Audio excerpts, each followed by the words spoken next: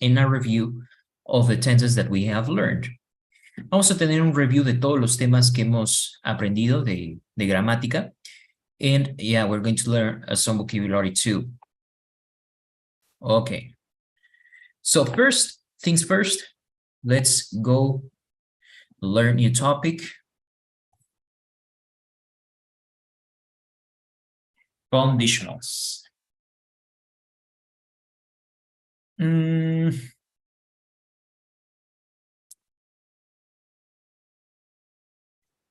There we go.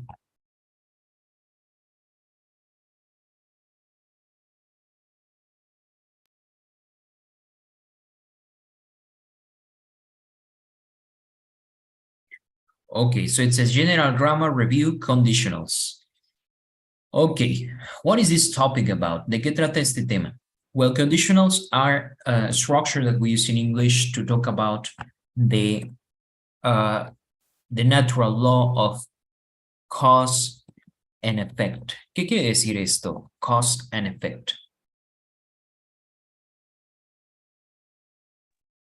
Causa y efecto. Causa y efecto, exactly. So in English, we use this structure that is called conditional. We use conditional, condition, and result. Entonces, causa es la condición. Efecto es el resultado, right? So for anything we do, and for imaginary situations too, we can use conditionals. Aquí tenemos una descripción de lo que es condicionales. Osvaldo, can you please help me read this chart? Conditional forms.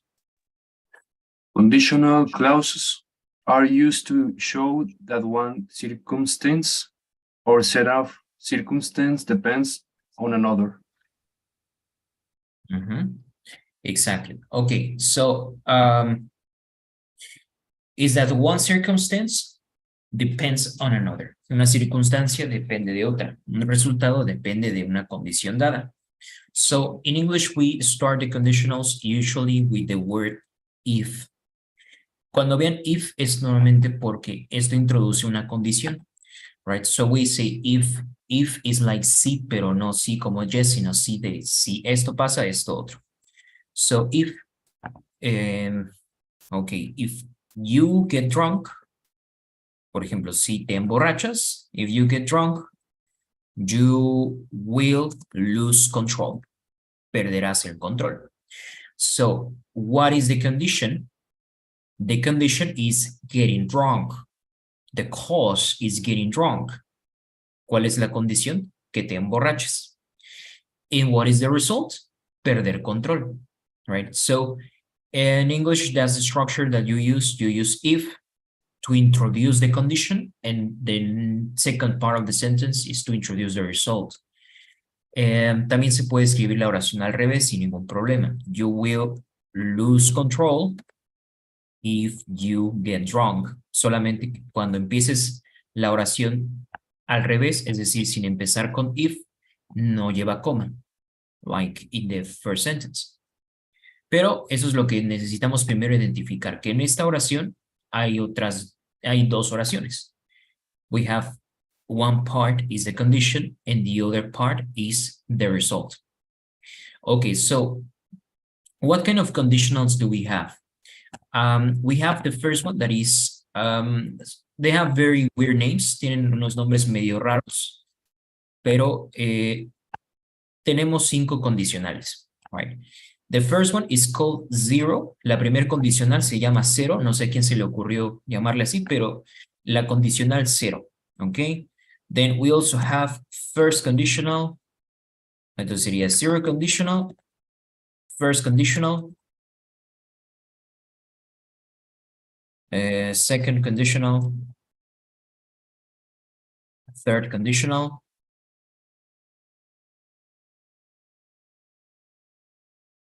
third conditional, and mixed conditionals. Entonces sería cero, primera, segunda, tercera, y también está mixed conditionals, pero dentro de estas mixed conditionals también hay como 2 tipos, entonces podríamos decir que hay 6.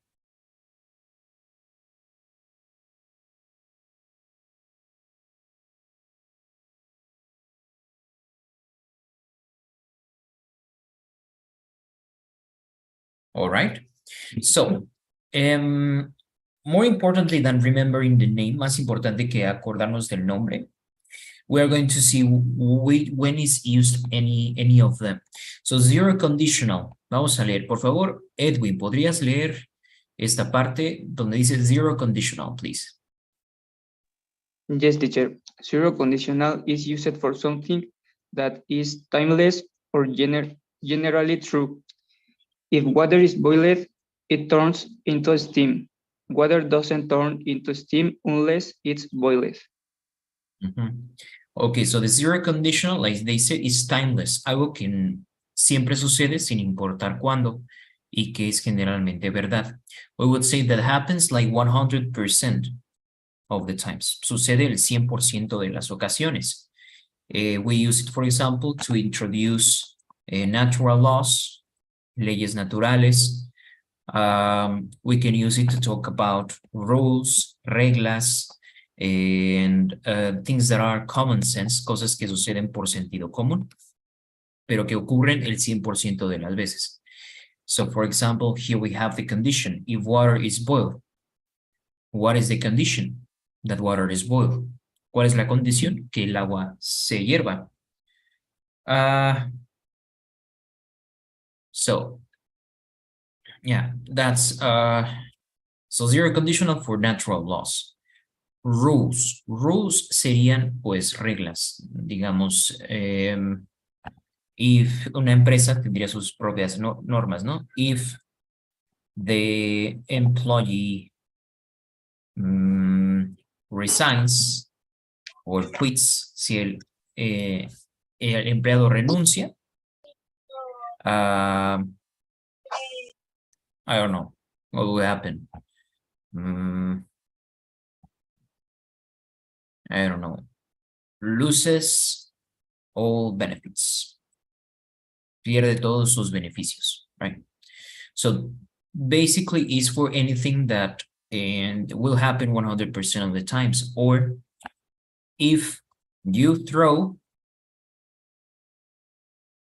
or let's say if you throw something, si lanzas algo, it drops, se cae. Entonces es como algo muy lógico, algo que siempre sucede, right? So here it says, if water is boiled, si el agua se hierve, ¿cuál es el resultado? It turns into steam. It turns into steam, exactly, se convierte en vapor. So it always happens. So it says on the other side, water doesn't turn into steam unless it's boiled. El agua no se convierte en vapor, unless significa al menos que se hierva. All right. So you can think about any other things. I will ask you, right, a couple of things. If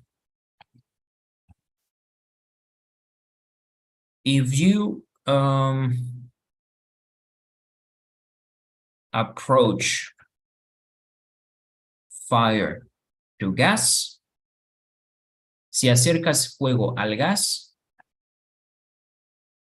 el gas, ¿qué pasa?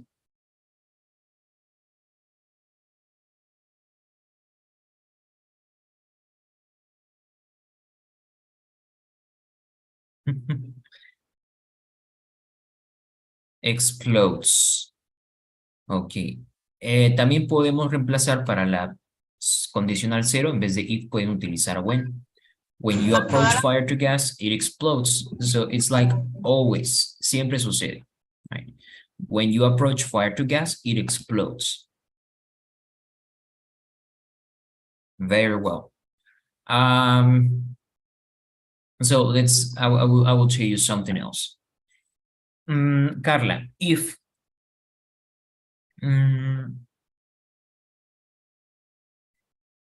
let's see, if you lose a lot of blood, in an accident, for example, you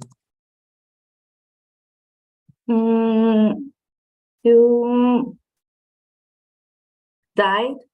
You die. Exactly. Diego, if you eat well and exercise, you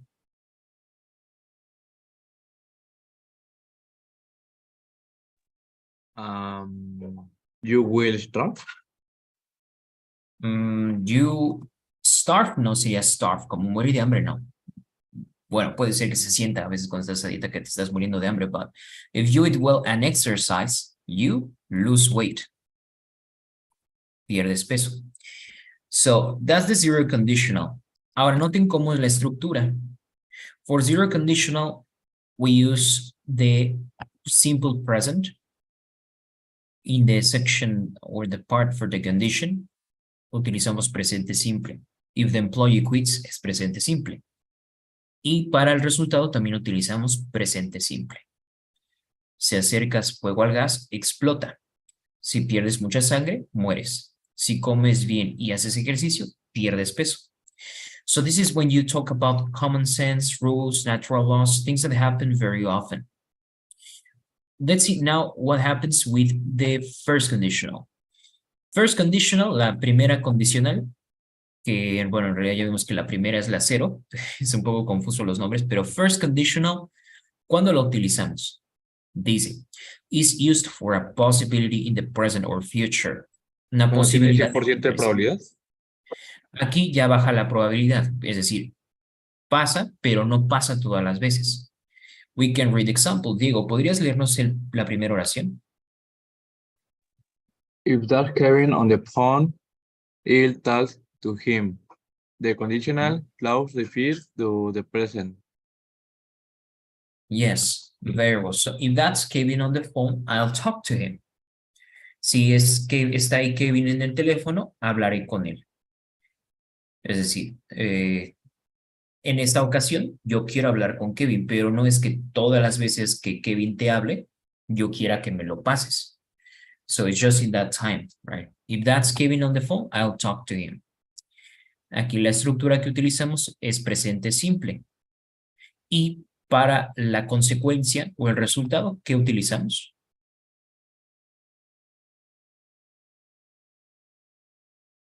¿Futuro? Presente simple. Es futuro. Utilizamos will.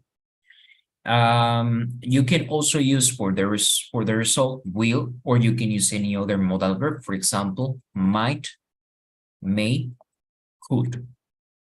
Will, might, may, could. Esos will significa el futuro, might sería podrías, may también significa podrías y could pues lo mismo. Son tres formas distintas de decir podrías.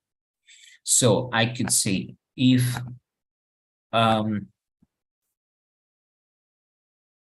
you ride a motorcycle without helmet, if you ride a motorcycle without a helmet, si manejas una motocicleta sin casco, no es que no puedo utilizar la condicional cero, porque no es que cada vez que no utilices casco te vaya a suceder, pero puede pasar. Entonces, es como lo utilizamos para advertencias también. So, if you ride a motorcycle without a helmet, you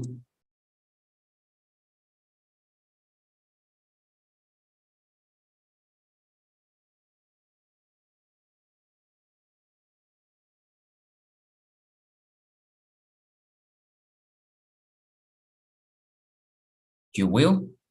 Puedes usar will, puedes utilizar might, may, could.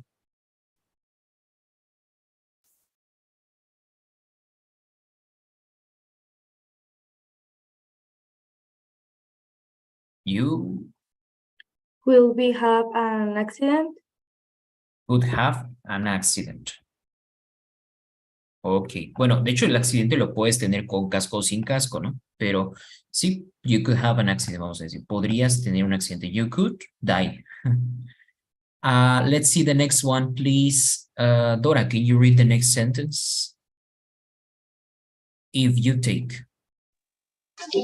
If you take painkiller before you go to bed, You may feel better in the morning. Ujú. Class Excellent. to the future. Excellent. You may feel better in the morning. Painkiller significa como analgésico. If you take a painkiller before you go to bed, ¿qué dice?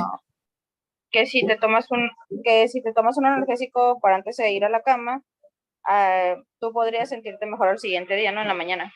Ujú. Podrías sentirte mejor. Very well. Exactly. That's correct. Very well. The next one también dice que would, pero este ahorita lo vamos a omitir por el momento para la siguiente condicional. So now I'm going to show you an episode from, you know, 1,000 Ways to Die.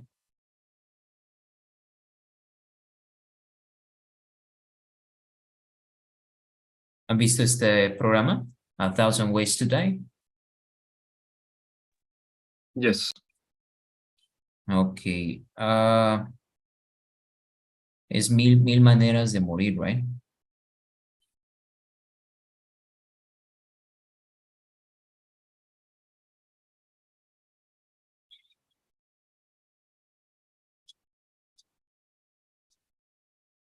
Okay, let's see.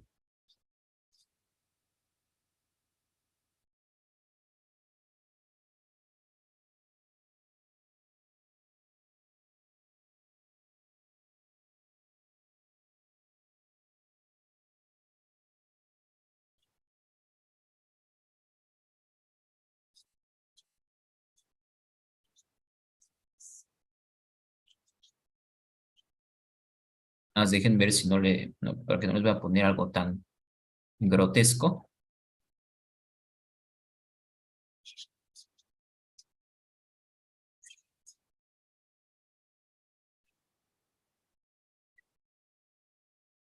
Ay, qué bueno que no se los puse, estaba muy grotesco. One second.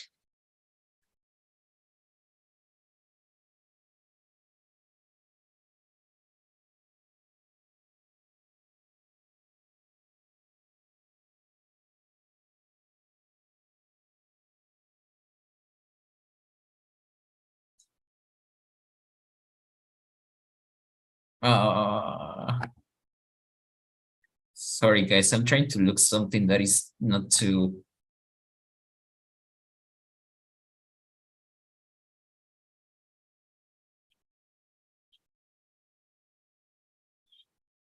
This one it's okay.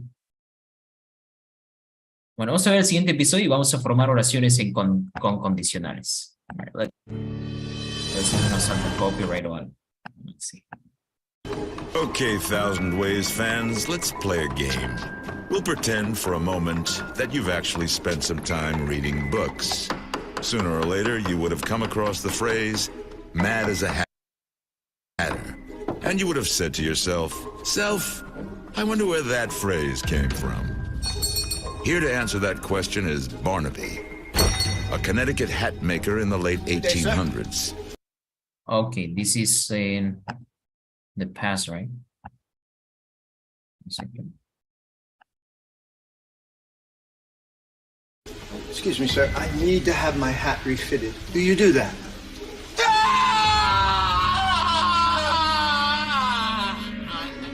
Barnaby was, to put it bluntly, out of his freaking mind. Okay, so it was the hat smith, es como se le llama al sombrero, right? Hat smith. Pues de sombrero sí estaba loco, ¿verdad? Como nuestro sombrero. Okay. This was a time when everyone wore hats, and hat makers were in big demand. Hat makers.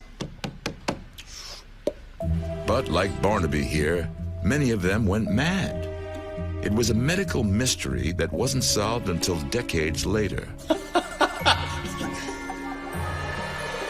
Swine! Out! Out! There's a term called Danbury Shakes, which refers to Danbury, Connecticut, which was the mega center of hat making in the United States and the world. It was a disease that hatters would get because of their exposure to the mercury. Ok, aquí nos da la razón por qué estaban locos muchos sombreros en esa época. Why? Por estar expuesta al mercurio. Mercurio. Muy bien. Entonces, ¿cómo podríamos formar una oración en primera condicional? Si te expones al mercurio, podrías volverte loco.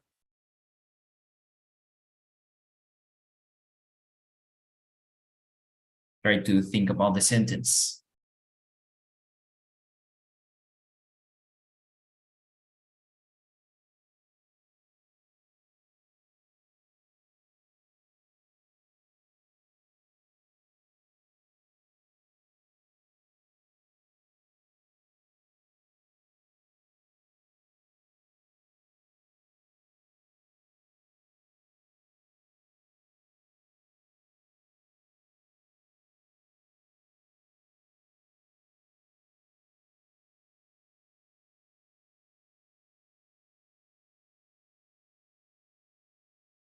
Okay, I Es can hear you. como, if you will expose the mercury, you will hurt me.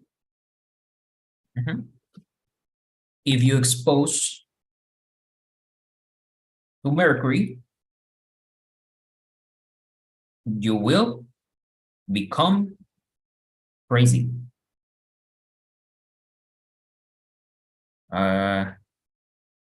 It says that it was used for felting, right? Felting the hats. You know what felt means?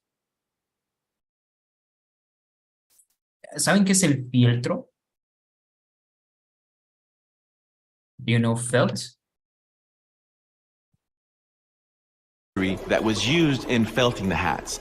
And they would inhale the vapors and would cause mercury. Mhm. Let me see. Felt. Fabric.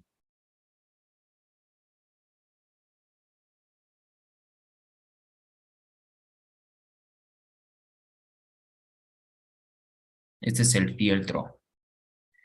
So they use it to, aquí dice for filtering, para o como filtrar los sombreros. I don't know the process, but this is that they would inhale the vapors. Inhale es inhalar. Inhale the vapors and would cause mercury poisoning. Mercury poisoning, and this was applied to the animal pelts. Es como para curtir, ¿verdad? In Para Barnaby's curtir case, curtir la piel de los animales, yeah. Okay.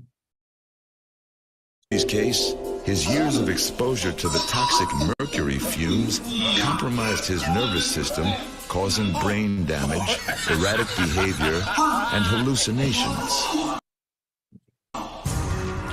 Finally, with his brain fried, his immune system shutting down, and his major organs damaged beyond repair, the Mad Hatter who once was Barnaby closed shop.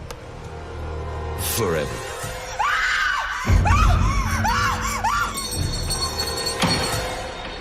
When someone is exposed to mercury vapors over a long period of time, you will see progression of effects on the central nervous system to those that can be quite significant, including full body spasms. Combined with this, you would see kidney changes, and this would ultimately result in death.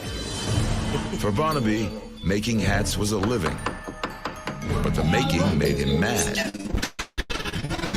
Lost his mind, Swine! his customers, and his health. And then it made him pay. Okay, let's see one other. Just let me see that it's not. Aquí ustedes también pueden poner varias oraciones con la primer condicional. Just let me see something that is not too, how to say, too hard to wash. Okay, este creo you've even seen it on the TV. Second. but the quality is very low.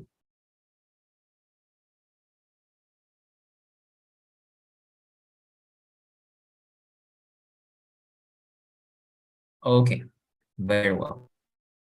Con este no tiene. It's graduation night at Chef Tanaka's school for sushi chefs. Out of a hand-picked class of 25, only 2 have made it through. Okay, please make some sentences. Hagan algunas oraciones. A ver, si bebes en el trabajo, you can make something, a sentence like this.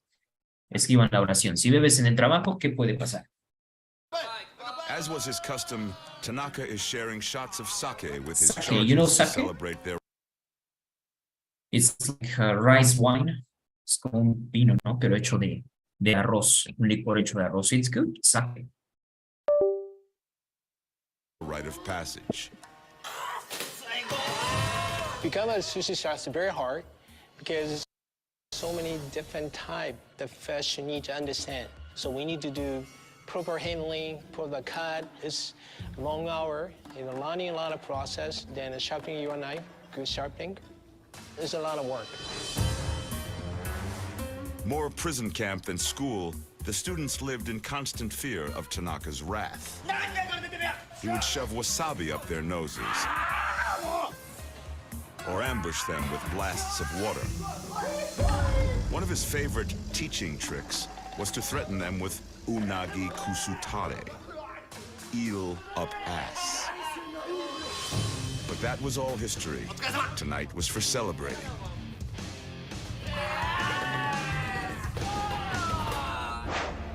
After too many shots, Tanaka was out cold. He never could hold his liquor.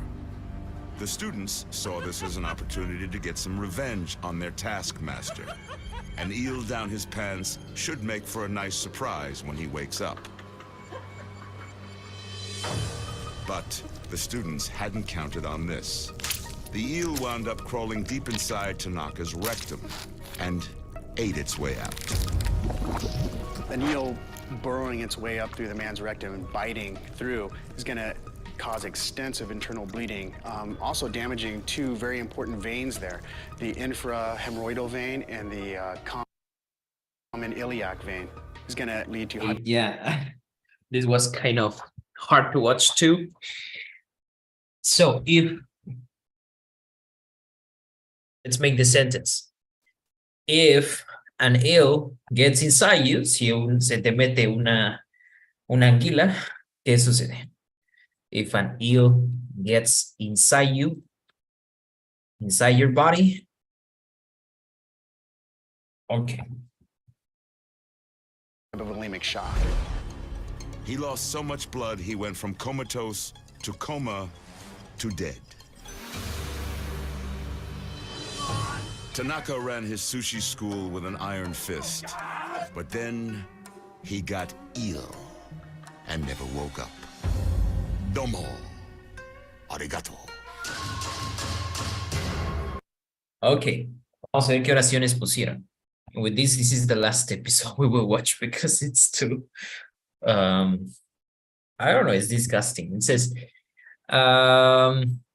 does this say, Edwin, if you drink at work, you will have an accident.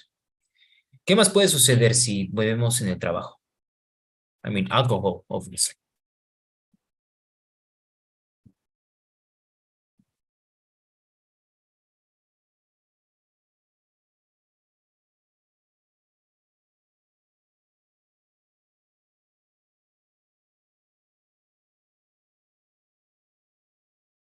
You can get fired. Muy bien. They could fire you. Te pueden despedir. Perfect. So that's the zero and first conditional. Estos se llaman condicionales que son reales. Es una categoría. Real conditionals. ¿Por qué? Porque se basa en cosas que suceden en el presente y que pueden afectarnos en el futuro. Right? So it's the zero and the first. But we have another type of conditional that is called unreal or hypothetical conditionals.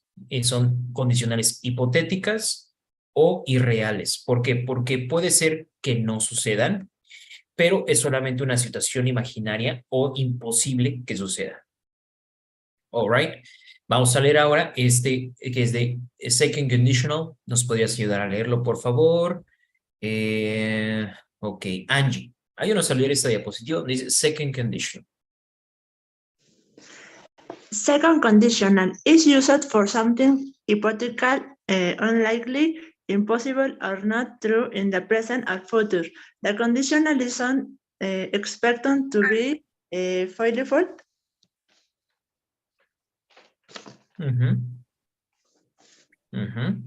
Continue. Exactly. Yes, please. If you took this medicine, it will cure you. I don't expect that you'll take that medicine. If I was you, I would wait much longer. I'm not you. The second conditional is used in tentative, polite request. I would be grateful if you gave me further details of what gym membership involves. Excellent. So, como dice hypothetical, unlikely, or impossible. Hipotético, improbable, o imposible. So, we are thinking now here, you use the imagination to think about things that cannot happen, a diferencia de las otras, que son condicionales reales, donde se puede dar el caso a que hablamos de cosas que son imposibles o muy difíciles de obtener, right? For example, if I were taller, si yo fuera más alto. ¿Puedo ser más alto? No, ¿verdad? No puedo ser más alto, soy quien soy. So I cannot grow magically, right? So this is a supposition. Entonces aquí utilizamos una diferente estructura. So in this case, you will use the simple past. Simple past no solamente es para pasado, sino también para hablar de cosas imaginarias. So a verb turns into imaginary. Se convierte en algo imaginario. Por ejemplo, vamos a poner algunos verbos en pasado. Generalmente cuando pones un verbo en pasado, por ejemplo, pues está en pasado, obviamente. Es como I danced. Yo bailé. Pero si lo utilizamos con if, este verbo cambia. If I danced. Eso quiere decir si yo bailara o si yo bailase. If I grew. Ok, no, vamos a poner algún otro. If I have. ¿Qué creen que quiere decir if I have? Si tuviera. Si tuviera, si yo tuviera. If I ok. If I travel.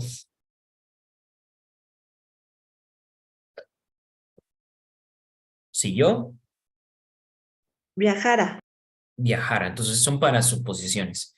Puede ser un poco raro porque puede ser que ustedes traduzcan como si yo bailé, si yo tuve, pero no. Aquí es una suposición. Si yo bailara o si yo bailase, si yo tuviera, si yo tuviese, etc.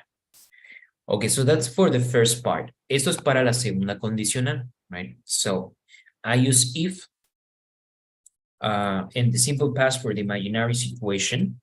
And then, luego aquí utilizamos, if I travel to China, que esta es una situación que pues es poco probable porque no me interesa viajar a China, but I would, díganme, ¿qué harían? If I travel to China, I would. Y en la segunda parte ven que utilizamos would. Esta palabra would tampoco significa nada en específico hasta que pones un verbo. I would hug a panda, for example. Si yo viajara a China, abrazaría a un panda. Entonces, la segunda parte convierte el verbo en un resultado que también es hipotético. Entonces, situación hipotética, resultado hipotético, right? So, este would con el verbo hug es como añadirle a esos verbos en español en la terminación ia, ¿no? Por ejemplo, would run. ¿Qué significa would run? Correría. Correría. Would help. ¿Qué significa would help? Ayudaría. Ayudaría, would climb, escalaría, right? Ok, entonces eso es para hablar de un resultado hipotético. If I travel to China, I will hug a panda. Okay, now we'll read the sentence. The examples again, it says, if you took this medicine, si tú tomaras esta medicina, te curaría. Pero a lo mejor yo sé que tú no la quieres tomar. So if you took this medicine, it would cure you. Ahora, fíjense que pasa algo interesante cuando utilizamos el verb to be. Cuando utilizamos, por ejemplo, if I, con el verb to be, por ejemplo, sabemos que con I utilizo was, ¿verdad? If I was. Pero en condicionales aquí hay una excepción. Aquí en vez de utilizar was, vamos a utilizar were. Esto es un poco confuso porque en el pasado aprendimos que se dice I was y no I were. Pero con trabajos con condicionales es correcto decir I were. If I were. That's correct. Also, you can say if I was, but if I was is informal. If I were is formal. Entonces, cuando trabajemos con verb to be, lo más correcto es poner were con todos los pronombres. If I were, lo mismo. If you were, aquí pues no hay problema. If he were, también sería correcto en vez de if he was, if he were. If she were, if it were, if we were, etc. Vamos a utilizar were con condicionales y si utilizas was, sería la manera informal. Okay, if I was, pero también, o sea, lo más correcto sería utilizar were. If I were you, por ejemplo, se utiliza para dar consejos. If I were you, ¿qué quiere decir if I were you? Si fuera tú. Exactly. Si fuera, si yo fuera tú. Exactly. Perfect. So let's see now another video. No de 1000 maneras de morir, it's a different one.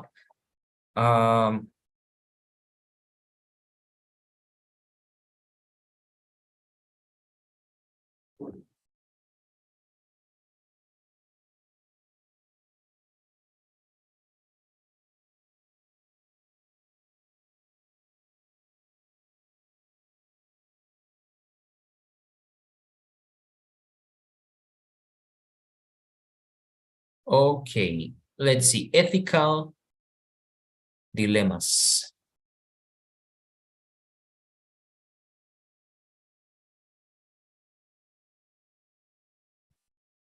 Okay, let's watch the next video. Y ustedes me dicen qué harían en esta situación hipotética. Okay, this is the trolley problem, el dilema del tren. A lo mejor ya lo han escuchado o visto antes. Es un dilema moral. Let's see, what would you do in such situation? A runaway train is heading towards 5 workers on a railway. Okay, a railway train, un tren se está acercando a 5 trabajadores. Line. There's no way of warning them. Okay. No hay manera de advertirles. But you're standing near a lever that operates some points. But you stand next to leveler. Leveler es una palanca. Leveler. Okay, that stops the train. Que detiene el tren. Switch the points, and the train goes. You're standing near no a lo lever detiene, that lo operates cambia de some points. dirección. Switch the points, and the train goes down a spur. Trouble is, there's another worker on that bit of track too, but it's 1 fatality instead of 5. Should you do that? Many people think the right thing to do would be to switch the points, to sacrifice 1 to save 5. Okay. If. Vamos aquí a poner la situación hipotética. If I were the man by the leveler, I would. Si yo fuera el hombre en la palanca, ¿qué haríamos? I would.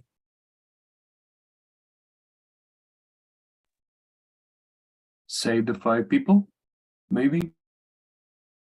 I would save the 5 people and kill 1. Right? Okay, very well.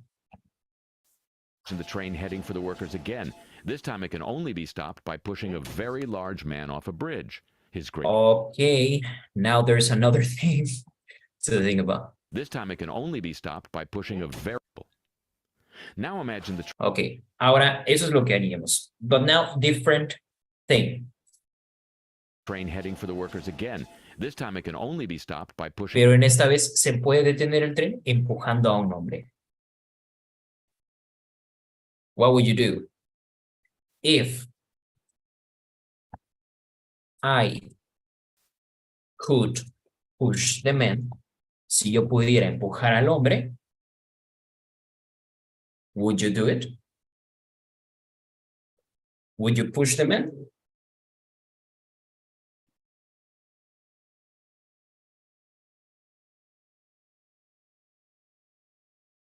Pushing a very large man off a bridge. His great bulk would stop the train, but he'd die.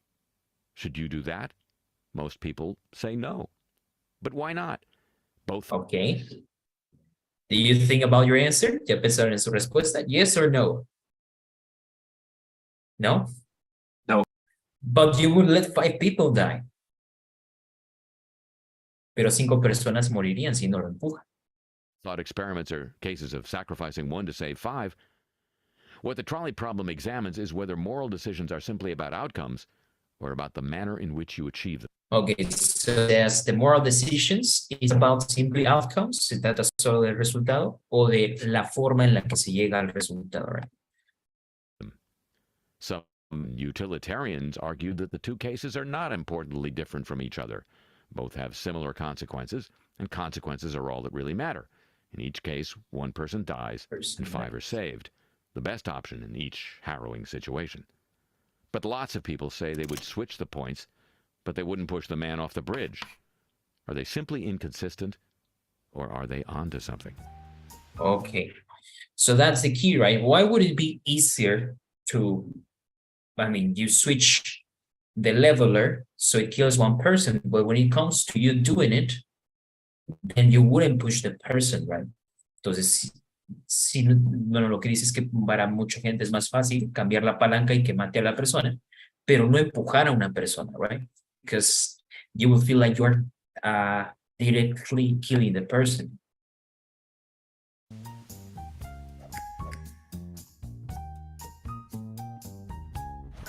Well, you know the answer to this dilemma?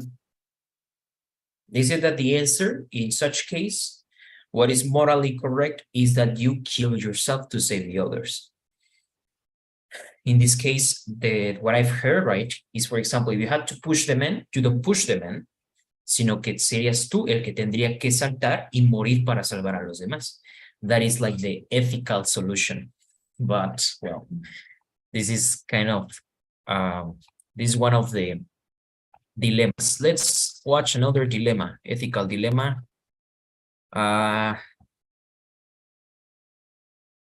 Okay. About lying. So, lying is good or bad? What do you think? Mentir es bueno, es malo, a veces es bueno, a veces es malo. What do you think? It's bad. It's bad. All times? Never possible to, you would never lie. Depends situation. Okay. Depends. Very well. Depends on the situation. Let's see. Another moral problem. Mind. Carrie is always Here we have a situation. thought crosses your mind. You've just made them a reservation for Friday night, and you're about to Acabas de hacer una reservación, right? Para un restaurante. Con tu amigo Carrie, with your acquaintance Emerson, is finally coming together. Both individuals have heard all about each other, and they're eager to meet for dinner. You've just made them a reservation for Friday night, and you're about to text Carrie the details when an unsettling thought crosses your mind. Carrie is always late, and not just by 5 minutes. We're talking 20 or even 30 minutes You want late. to invite a friend, but that friend is always late. Quieres invitar a un amigo, pero ese amigo siempre llega tarde. Carrie seems to view punctuality as an oppressive relic of an earlier era. But what if you told them dinner was at 6 instead of But you 6:30? tell them 6 instead of 6:30. I think this is all that we always do this in Mexico, right? We invite people at home and we want them at 6, but we tell them that we tell them earlier. O sea, si queremos que lleguen a las 6, los invitamos a las 5 porque sabemos que van a llegar tarde. So I think that we do this. 30. That way, they would almost certainly arrive on time. You really want this relationship to work, so should you lie? Take a moment to think, what would you do? Maybe you should lie. You think this new relationship could be great for Carrie, and you don't want them to ruin it before it's even begun. Sure, Emerson may eventually learn about their chronic lateness, but if Carrie shows up on time just this once, the relationship will at least have a chance to take root. Your lie would pave the way for a potentially happy relationship. And if taking an action will create a better outcome for everyone involved, that's normally a pretty good reason to take it. But isn't it morally wrong to lie? The absolutist position on lying associated with German philosopher Immanuel Kant holds that lying is always So they say immoral, that regardless according to Kant, it's always immoral to lie. Entonces of aquí the yo quiero que circumstances. digan una oración igual con second conditional. I wouldn't lie. Unless, no mentiría. Al menos que, so you tell me, I wouldn't lie. Unless, In other words, there's a moral rule which forbids lying, and that rule is absolute. You might think, though, that this stance overstates the moral importance of dice lying. una ocasión en la que sí mentiría. I wouldn't lie unless, Suppose a murderer were hunting Carrie down. If the killer asked you about Carrie's whereabouts, it seems odd to say that you must tell the truth at the cost of your friend's life. From this perspective, absolutism seems too rigid. By contrast, utilitarian philosopher John now if you, for saying the truth, someone would die, si por decir la verdad alguien moriría, como lo menciona aquí, right? Si dices la verdad, podrías matar a tu amigo. So we always say the truth.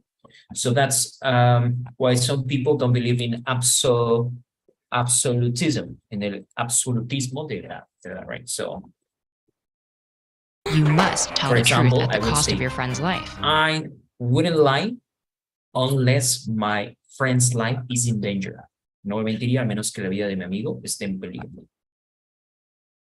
From this perspective, absolutism seems too rigid. By contrast, utilitarian philosopher John Stuart Mill would say lying is wrong only when it leads to less happiness overall. Now, to be fair, most Like lies this one, right? Is this person maybe is lying about something that the person is working on, like for example, this painting. So the painting maybe is not beautiful, but when they ask about their opinion, you want to make them happy. So you say something that maybe you don't consider is true. Okay, so what would you do? Imagine that a friend asks you about, I don't know, their clothes or the way they are dressed today. Would you lie if you don't like them? Te pregunta, ¿cómo me veo? Do you like how I look like? Pero no te gusta. But you don't want to make them sad. Would you lie? Yes? Okay. do seem likely to create unhappiness. Someone who accepts a lie believes something which is false, and trying to conduct your life on the basis of false information doesn't usually go well. However, in some circumstances, perhaps including your situation, lying might produce more happiness overall. In those cases, utilitarians say it's not morally wrong to lie. In fact, it might even be your moral duty to do so. But if absolutism seems too extreme, you might feel this stance is too lax. In other words, perhaps the utilitarian position understates the moral significance of lying. Most people generally feel some regret about lying, even when they believe it's the right thing to do. This suggests there's something inherently objectionable about lying, even when it leads to more happiness. In this case, lying to Carrie would be an instance of paternalism. Paternalism is interfering with another person's choices for that person's benefit. This might be fine if that person is a literal child, but it seems disrespectful to treat a peer paternalistically. Lying to Carrie would mean taking away their opportunity to handle the situation as they see fit, based on their own beliefs and values. Trying to protect Carrie from what you consider to be a bad choice would show a lack of respect for their autonomy. By extension, it might also be So that disrespectful maybe you towards can manipulate the person, right? So the lie doesn't seem like a lie, but this is that is also morally questionable. Emerson, since you would be deliberately trying to give him a false impression of Carrie's punctuality. So how do you weigh potential happiness against guaranteed disrespect? Followers of Kant would say treating others with respect is the heart of moral conduct, while followers of Mill would say nothing is more important than happiness. But other philosophers believe that such conflicts can only be resolved on a case-by-case basis, depending on various details and on the individuals involved. So what will you do in Carrie's case? Okay, so that's for second conditional, and we have another that is called the third conditional. Por favor, Diego, ayúdanos a leer esta diapositiva para third conditional, tercera condicional.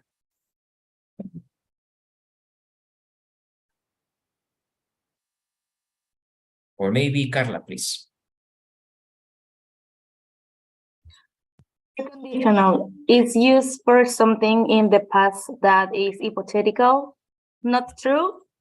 If Carl hadn't been so fit, he would have taken much longer to recover. Okay, now check this sentence, esta oración. Tercera condicional, hablamos de cosas hipotéticas, pero ya no en el presente, sino en el pasado. So, if, eso sería como el hubiera. If I had bought, por ejemplo, si yo hubiese comprado, ya está en el pasado. If I had been, si yo hubiera sido.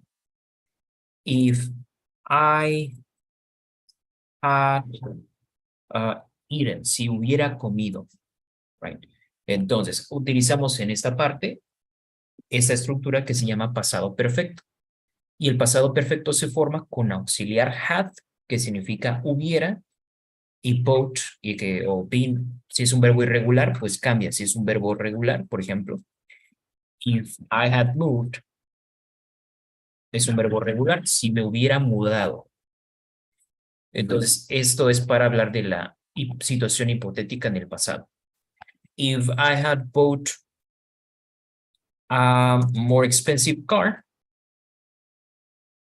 si hubiera comprado un carro caro, okay, an expensive car, I would have regretted. Me habría arrepentido. Entonces, tanto la condición como el resultado están en pasado. ¿Qué utilizo en el resultado? Utilizo would, have como auxiliar y el verbo en pasado participio. Entonces aquí la oración dice, si hubiera comprado un coche caro, me habría arrepentido. So this, both the condition and the result, they are in the past. All right. Now tell me, this now is a question for you.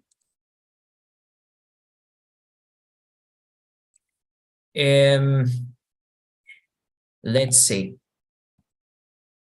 if you had known what you know now, what would you have known? What would you have do?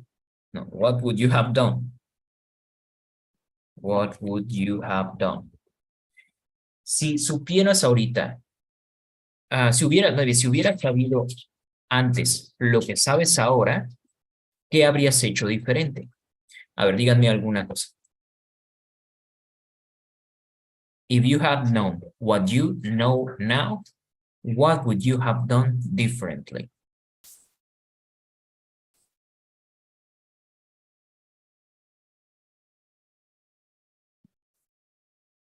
I would have, y dirían, habría.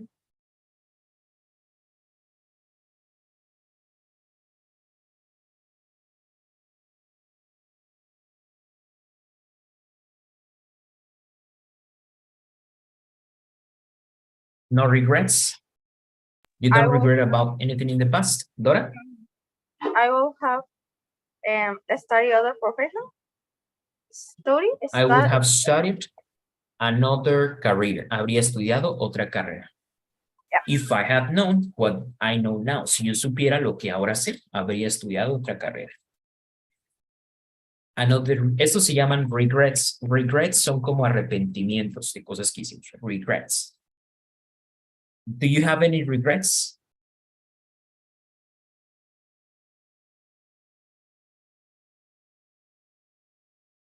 No?